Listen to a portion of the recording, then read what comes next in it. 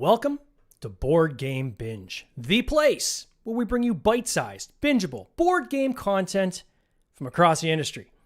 I'm your host, James Staley, and in this episode, we're chatting with Chris Cieslik, owner of Asmadi Games, publisher of the wildly popular One Deck Dungeon. Recently, they launched One Deck Galaxy on Kickstarter and already crushed their goal. Chris, welcome to the binge. How you doing? Good. How are you doing? I am doing fantastic, my friend. Wow, this game is absolutely crushing it. People that are watching it live can see on screen we're almost at $162,000 in this campaign. Still 24 days to go. Man, this is one of those times when you gotta look at the numbers and just say, how high can it go? Eh? Well, the numbers look much better in Canadian. So. They always do, yeah, the exchange. I always like to quote the Canadian numbers because they're always larger, right? But still, that's pretty impressive. Like, you got to be pretty pumped. Yeah, no, we had a really good response on day one. I think we had over like 1,700 backers just in the first day, and that was all purely organic. Wow. We haven't spent an advertising cent yet. Gosh. And so how did you get into this? Like, because you've done a lot of campaigns, like, and I look on Kickstarter, you've launched 22 campaigns. So you've been in the game for a little while now. When did this all start for you? For games, like I've wanted to design games since I was a kid. Yeah. When I was 7 or 8, we had a Commodore 64 and we learned BASIC and typing in thousands of lines of code to make really trivial bad games. But eventually computer games got more and more complicated, and the idea of a one-man shop wasn't a thing by the time I got out of college. That was like the peak of the EA era of big video game studios, giant games. I'm like, hey, board games are fun too. So I kind of got in that way. Went to a convention called Origins, met some folks from Looney Labs, played Flux, and was like, hey, these are all neat games. I can learn from all this stuff. That was kind of my into the actual tabletop industry. And then what were you do? Like, did you have like a day job at the time you were doing this, or when did that kind of transition going from, kind of playing games and being interested in the hobby to actually creating your own game? Yeah. So, my degree's in computer science. Nice. So, I was doing various programming jobs, consulting, the excitement of working for giant companies that make cell phone apps for other giant companies.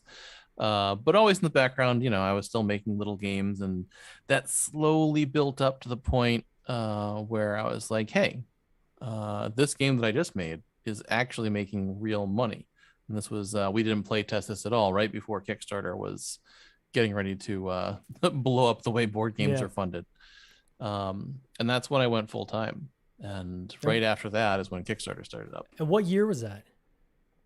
There was a process between 2009 and 2011. Okay. Between that and innovation was the last big thing we did before Kickstarter. So at least a decade in the industry, which is so you're I guess a veteran, I guess we call them, with 10 years in the industry. Yeah, grizzled veteran. Yeah. So that first game you created, so was it self-published, or did you work with others, or how did you kind of get it out if Kickstarter was just kind of starting at the time? Yeah, so before Kickstarter, we had to do things like raise money from banks or family members. Yeah. Or win the lottery, or all of these things. Yeah. I was lucky enough that my parents had a little bit of money a little bit of money to spare to help me do a small print run of a game, like $10,000, nothing huge, because back then production was cheap and freight was wonderful. You just shipped containers from China to the US for like $5. Yeah. It was a good time. So yeah, I made a couple of silly little games, Gold Thief, Whack a Cat Girl. We didn't play test this at all. We go to like anime conventions and sell them. And by the sheerest random luck, we didn't play test this at all, which is a very silly, dumb game where there's black text on white cards.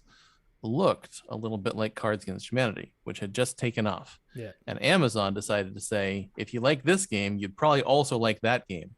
And we got a massive quantity of synergy sales off of that. Wow. And that kind of launched us as a company. So it was like the pre-Kickstarter luck world. And now, how big is the company? Is it still yourself, and it's kind of more bolt on, kind of as you need it, or have you actually built up like the staff on in your company? So there's three of us full time. Myself, my partner Julia, and our art director Rob.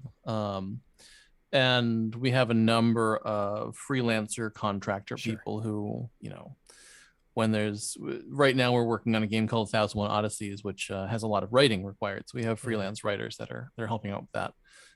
But artists as needed and video people, all the stuff. That's all sort of part-time things. But yeah, three full-time people. Now, for the listeners, if you talk about Asmadi Games, is there a genre that you would best describe your company represents? So it's funny, it's kind of transformed Mm, over the past yeah, 15 years. When we started, it was very much light, silly fare. But one of the things that I always had as a core design principle was if you're playing the game, you should be having fun playing the game. Um, I always hated, if you get into like a 3 hour game and you're like an hour in, you realize you still got 2 hours left to go. Settlers of That's Catan. never a fun feeling. It's even worse when it's a party game and Yeah, you're 5 minutes into a 30-minute game. You're like, I don't want to play 25 more minutes of this. Um, and that's really what led to the whole we didn't playtest this thing. That game ends in a minute. yeah. You can't be losing any longer than the game is going on. But even though that's a tremendously silly game, that fed a lot of the design principles we had for innovation, which was our first big real game hit, which is Carl Chudik's design, but I helped him develop it. Innovation is a game that is thinky, but you're always in it if you're still playing. That's like Mm. the rule. Anything can happen. And so that evolved us into more thinky, a little more strategy. Still nothing. We don't make games that are 2-3 hours long generally, but got a little more crunch in there. Hmm. It's interesting. This whole idea of making sure people are still having fun, even when Mm-hmm. they're part way in. And listeners of this show know my love hate relationship with Settlers of Catan.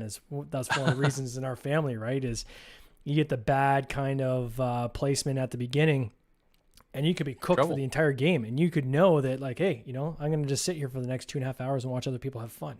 Mm-hmm. Right, which can be pretty painful for people. So it's cool to hear when a developer is saying, no, we're gonna do something about that. We're gonna make sure that we bring that fun back in for everybody playing, so it you know so that there's some enjoyment throughout the entire process.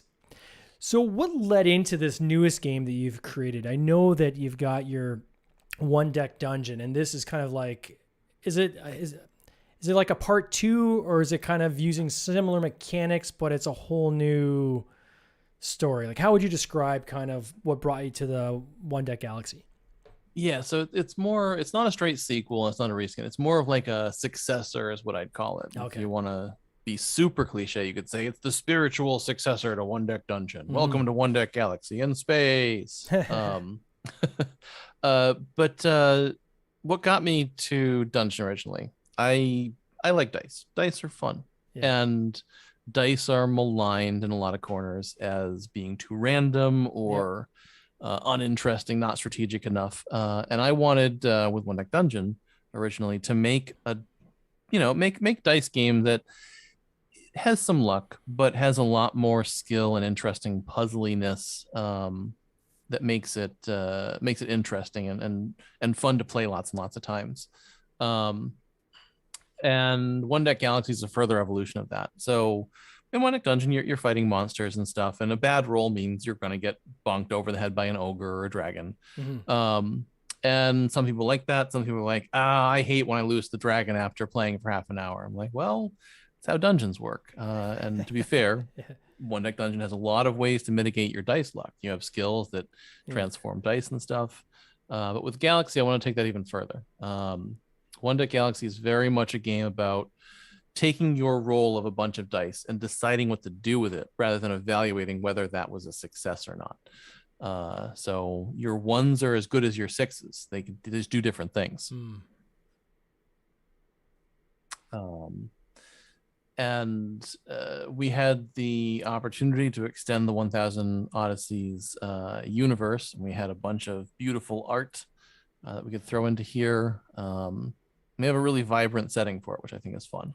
So you got this and so if people go on the page, are going to see this radish dude. And that's why I call him the radish dude. But what is with the radish dude? Because he is in some of your other games, right? And it's kind of cool to see that thread, go from one game to another game, like continue that universe on. But who are the radish people?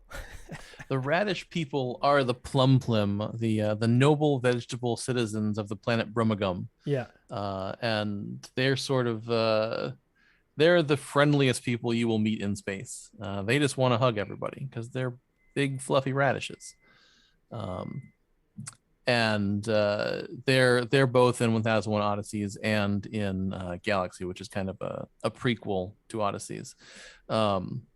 In One Deck Galaxy, you're telling the story of the formation of the Federation, and in 1001 Odysseys, the human space explorers find the Federation and sort of interact with all these races. But yeah, they're cuties. And so this game is it's a co-op game, is it? Correct. Yeah. And then this kind of 1 to 2 player expansion to 4, how does that kind of come into play? Can you explain that a little bit more? Yeah, so it's actually similar to Dungeon. We the game box itself, you can play alone or with 2. Each of the heroes in Dungeon or the home worlds in Galaxy have a 1 player or a 2 player side, so that they're balanced for a proper game. What we've done with both games is if you combine 2 copies of the game, you can shuffle together all the components and play a 4-player game by using the 2-player sides of all the stuff. This was a sort of a simple tack-on mode to Dungeon. We just said, yeah, you draw twice as many cards and decide who's going to fight what. But in Galaxy, we had the opportunity to design the game from the ground up with 4-player in mind. And you wind up with this elaborate table setup where everyone's sitting at corners and you're sharing dice with the 2 neighbors that you have. So I have 2 people that I'm cooperating with, but we all have to be collaborating together to get all the things done. And it creates a wonderful crosstalk situation of strategizing. And it's not the kind of situation where 1 player can alpha talk all over everybody, which is great. Yeah. Yeah, I call them the puppet masters. Right. So you're playing games with people and it's like, this is a co-op game. We'll put that in quotations, co-op. Yeah. It's like, I'm playing this game and you guys are going to be my little minions as I play it. Right. And that's never fun for the minions. So yeah, it's kind of cool that you've found a way to kind of mitigate. I think it's kind of cool how you can take 2 games. So you take the same game. If you got 2 copies, you can mix it together and it turns it into a 4-player game. That's pretty cool. Yeah. And Galaxies and Dungeon are both relatively cheap, so it's not a huge outlay to get there, which is good. So nice compact little boxes. Oh, that's wild. And then so some of the marketing that you've done for this, I see that you've got a backer kit so are they doing your ads for you? Like you mentioned at the beginning that you had a lot of people kind of carry over organically from the universe you've built, probably other games you've done and so forth, maybe your current email list. Is a backer kit, I guess, is doing now your amplification of your social media, or? Yeah. So everything up to now has been straight organic reach. We tweeted, we used our mailing lists, we used our existing backer lists and said, hey, everybody, we're launching One Deck Galaxy. And, we've been building Kickstarter followers for a couple of years because this project's been almost ready to launch since last January. Some sort of weird thing happened with the world and that delayed things. I don't know what it was. Yeah, and shipping rates and so forth too. Did that impact your costing at all? Because I know myself as a publisher, I've got a game right now that I'm trying to get here from China, and all the shipping costs doubled from what was originally quoted. Doubled, right? So it is we're doing everything. Worse. Yeah, we're doing everything we can not to push that along to our backers. We'll probably eat most of it.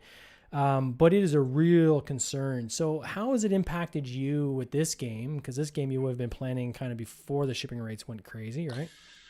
Yeah, and material rates too. This year brought a straight raise in pretty much every material cost associated with gaming. Paper, plastic, all of it.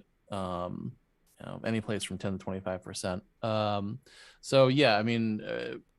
One Deck Dungeon was $25. One Deck Galaxy is going to be $30 at retail. So a minor bump, but it has a lot more stuff in it anyway, so it's probably fine.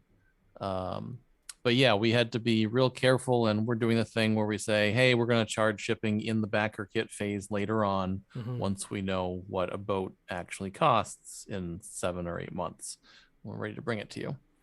I think that's probably the smartest way to deal with it, is just say, rather than pass on an uncertain cost, pass on the uncertainty and say, as long as you're okay paying whatever it costs in 6 months, come on board.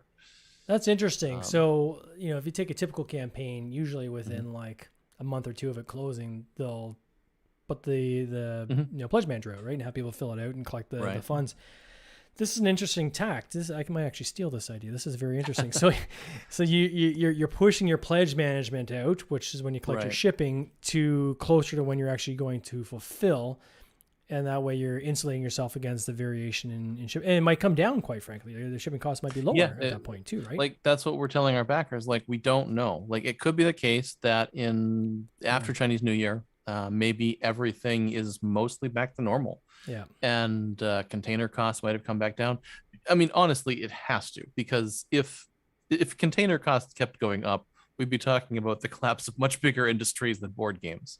Because this is killing everybody right now. Yeah, you might start seeing even manufacturing move away from China, right? You might actually see people saying, okay, well, we're going to have these local pop-up manufacturers domestically, and although it'll cost more to manufacture the game, the offset and savings from not having to pay for these containers coming across the ocean more than covers the differential, right?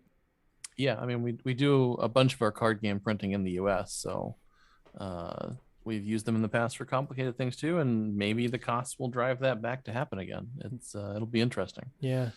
And then, so how big is your email list now? You got 22 campaigns. It's got to be quite large, right? Our direct email list is a few thousand. Our backer kit one is bigger than that. We don't harvest the list directly. We only take people who sign up to our list. And interesting. Okay. That means that even though it's less people, they're people who actually want to be there, and we found that it converts much better. Yeah. Yeah, because you see some people say, and I've talked to some publishers that have said, well, I've got mice type on my Kickstarter page saying, if by back in the game you're here, you can opt out if you want, but we're going to put you on the initial list at the very least. But that's kind of a more responsible way to approach it, right? To say, no, we're going to take the opt-ins as our email list. And the backer kit list is the backer kit list, and that'll kind of vary as the different games get published, right? Yeah, being from tech, I'm generally averse to spammy type things. And believe me, running a Kickstarter campaign, I've had about 20 different companies be like, hello, we will market your Kickstarter by taking 20% of its gross proceeds. We promise at least 5 backers. It doesn't really go anywhere. Yeah, is that a piece of advice you would offer to maybe budding developers out there, people looking to do their own games? Because what I'm hearing from most in the industry is your email list is kind of king, right? That's the thing that you own. If you've done it properly, that's your loyal following, right? So you're always gonna have people drop off when you do an e-blast out. You're gonna have a handful that are gonna drop out and unsubscribe, but of course, for the most part, that list is a list that you can control. Whereas your pre-sign up links on Kickstarter, those you don't own. Those people get communicated to twice, once when you launch and once when you're about to close your campaign. So if you're going to put funds into growing anything, Chandler Copenhaver, who you would know if you're using BackerKit, he says even on his end that your email list is kind of trumps all that. You should really focus on getting that list up, and then continue to not spam, but continue to engage, I guess, your audience and your following, so they do come along with you from game to game. Yeah, it's hard because it's very different for people who are already established as opposed to people who aren't, because we've made a couple dozen games. People know who we are in general, and if I post on Reddit, it's fine because I've been part of our board games community for 10 years. If I post on Board Game Geek in a promotional fashion, it's fine because I've been with them forever. A lot of people who are just coming in, they try and post, be like, hey friends, check out my Kickstarter, and they just get instantly banned because it's a promotional post.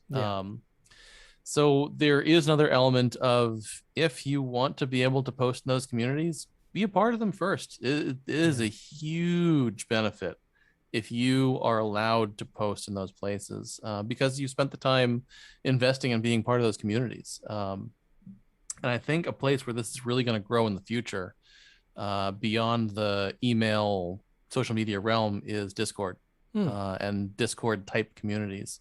They're growing like wildfire. And if you have your own Discord for your company, I think it's quickly going to become a thing that is very relevant for tabletop.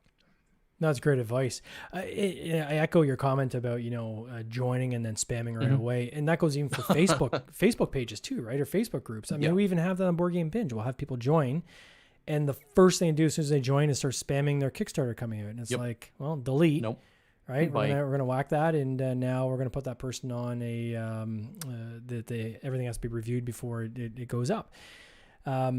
I was that guy when I first got into the industry, right? And it got me nowhere. We're all that guy. Right? Yeah, of course we have. So you got to learn. Sometimes you have to learn the hard way, right? And but if you go through the steps and you listen to the advice of developers like yourself who say no, like, start way in advance, engaging people, give as much as you take. It will come. It will come back to you. The number of people now that I have that will interact with us or kind of do us a solid, because they know that we're giving, is a lot more than it was, 3 years ago when we first got into the game. So, it was what people don't want to hear when they have a game that they're going to launch in 6 months and they're just starting, right? They don't want to hear that, but it's unfortunately the truth. What are some other things that you would suggest people do with their campaigns if they're getting into this industry for the first time? So, email list is one. Discord is a great one. I'm guilty of that myself. I have a Discord channel, barely use it, but I probably should use it more. What are some other things that you would suggest that, you've come now from the school of hard knocks, right? You learn from failure and you learn from success, and sometimes the best learnings are from the failure. What are some of the things you failed really well at? So there's this little game called Descent, which has got an app version. Everyone loves it. We tried to do that about 8 years ago, and it did not go well. But that was not a great failure. We're actually going to get back to that in a couple of years. What I would say is, if you run a campaign and it doesn't work, maybe reevaluate what you want to do with that campaign.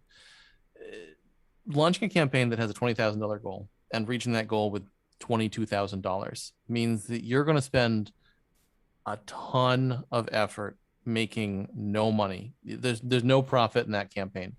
Make a tiny campaign. Make a campaign that is for 100 copies of your game from Game Crafter. Make the small version of it, get it out to some people, have them play the game. You're going to make the same amount of money. You're not going to have a garage full of stuff. And if people like that game, they will start talking about it. And then you can launch Kickstarter for a real version of it. And suddenly you've got 100 evangelists for your game. And if you're not already established, I feel like the small run Kickstarter, and I've seen some people start doing this, is a way better way to get a foothold into the industry. Because either you'll end up being able to do it yourself, or a real publisher will say, hey, they made a really cool game that they made like 200 copies of. I should publish a fully arted version of that game.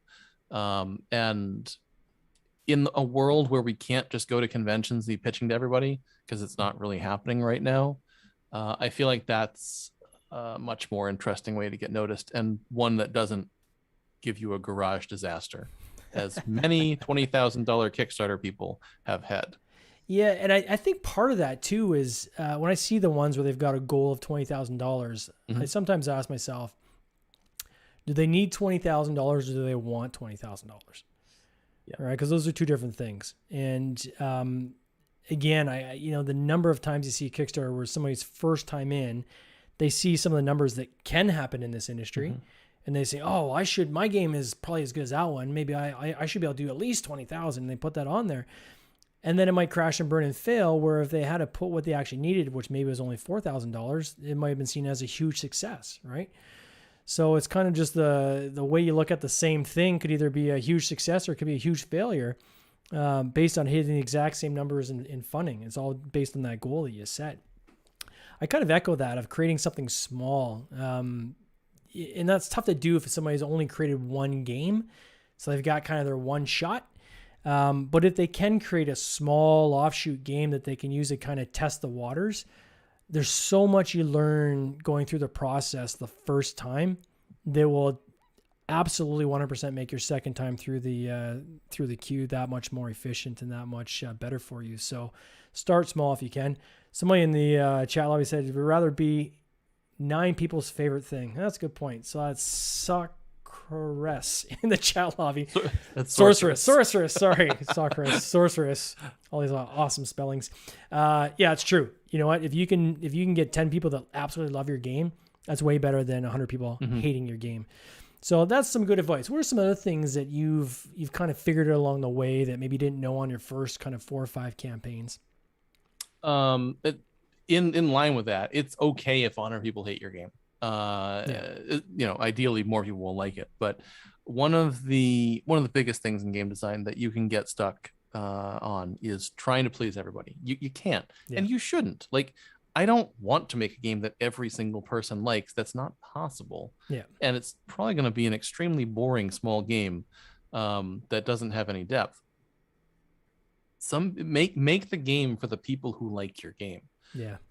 Focus on that. And if those people really like it, it means you've succeeded at doing that thing. And probably more people will like it anyways, because it's more, it does the thing it wants to do.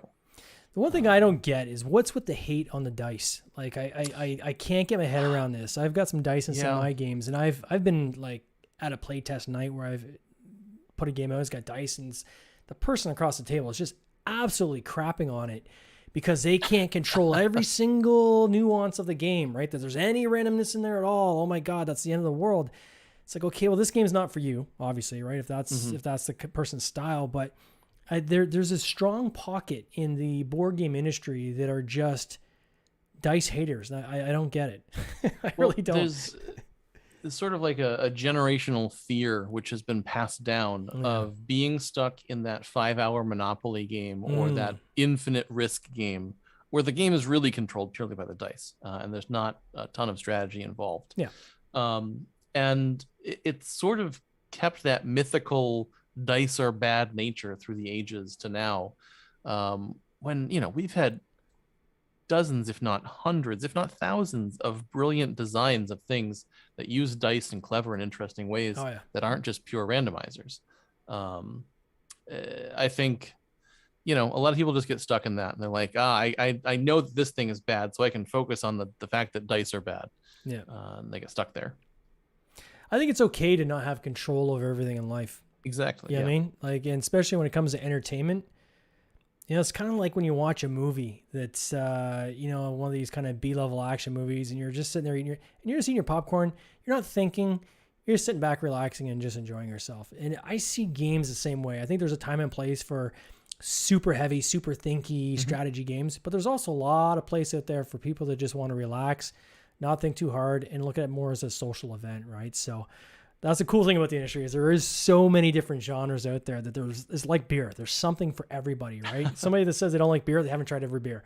People say they don't like board games. Well, you haven't tried every board game genre out there. So 22 campaigns you've done. What is next on deck for you? Obviously, you guys are cranking out games at a fair clip, on average 2 a year. What do you guys got coming up next? Yeah, so we kind of stalled intentionally for the whole pandemic. We were ready to launch this campaign last year. I said, let's wait. Both, this will give me more time to balance it. And also, I don't really want to release in the middle of the pandemic because my opinion is that all the games that came out in 2020 are still in shrink on all of our shelves, for one. And like when I'm coming back to game nights in a few weeks, I'm going to go for the brand new thing, not the new thing I haven't played yet from a year ago. I think that's going to happen a lot. I didn't want to release into it. So we're working on Galaxy, and that'll come out middle of next year. The other big project we're working on, of course, the 1001 Odysseys, which is the big sort of choose your own adventure style narrative branching storytelling game. And we're doing all the writing for that, and that should be out next year too. Aside from that, we've got a couple of prototypes from Carl Chuddick, who designed Innovation, that we're really eager to get out there finally. A GNC we did a beta test of at Gen Con 2 years ago. We're like, we'll release it soon, and everything happened. So that's on there too. So is that a Kickstarter plan for maybe the first quarter of the year, or? Possibly, yeah. We haven't decided if we'll Kickstarter or if we'll do a short run, just straight up. Straight to retail, maybe, or? Yeah, it's a cool little game. 300 islands in the Aegean Sea. Oh, that's cool. I like the sound of it. Crazy effects. Yeah. So if somebody wants to follow Asmadi Games, how best do they join your community? Easiest thing to do is to go to if you want to hit the Galaxy Kickstarter, go to one.galaxy.com and it'll bring you to the Kickstarter. If you're looking for the company in general, if you go to asmadigames.com, you can sign up for our mailing list, and hey, you'll be one of those treasured mailing list backers. But yeah, we're on Facebook and Twitter as @Asmadi Games everywhere. And then Asmadi Games on Discord as well? We don't have a public Discord server yet. I'm a giant liar and that's very important, but we're working on it. we're getting there. That's one of my plans for next year, is to have an actual Discord community. Mostly what we've used it for before is convention planning for our team while we're on site. Oh, very cool. Well, hey, I want to wish you all the best of this game. I can't wait to see how this is going to end, man. You're 24 days ago. You guys are crushing it. This should be a massive campaign for you. And I wish you guys all the best of success. Can't wait to see how it turns out next year and to see what you guys got coming down the pipe. Maybe we'll get you back on the podcast mid next year, talk about some of these new projects. Sure. Thanks so much. It was great being here. Awesome, Chris. You take care. Cheers. This has been an episode of the Board Game Binge podcast, hosted by James Staley, produced by James Staley and Mike Bruner, with original music by Nick Smith. If you would like to watch these interviews live, simply join the Facebook group Board Game Binge, and you'll get access to live interviews, giveaways, and interesting board game content from across the industry. I can't wait for you to join us. See you next time.